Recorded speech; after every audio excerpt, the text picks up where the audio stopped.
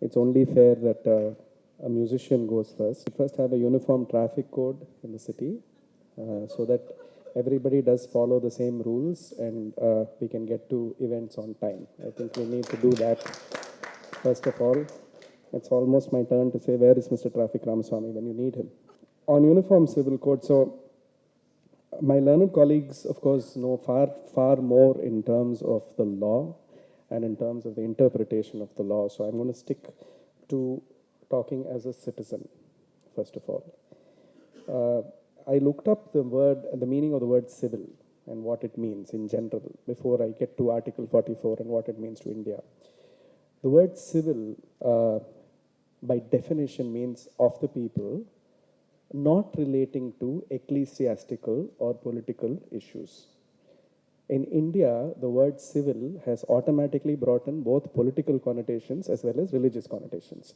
The entire definition of the word itself has been disbanded in the fact that we have, unfortunately and inadvertently, brought in both political and religious vote bank politics into the understanding of that word. I think we must first acknowledge that what we are discussing is not a civil code, but equality of religions, and that is a totally different issue. Having said that, the founding fathers, as was pointed out, have looked at the fact that if we have access to the commons, we keep using the word commons, if we are using the same society, the same economy, the same resources, and we have access to the same facilities, then there should be a common law that applies as to how we use them, utilize them for our benefit.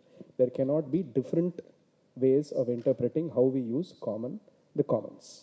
Right? When I say property, I mean it in the common property sense. I think let's start with that. The Sarla Mudgal case has already been mentioned. I won't dwell on those issues. As a concerned citizen, my only posit is that if we have access to the commons, we need to have access to a common civil code that governs us all.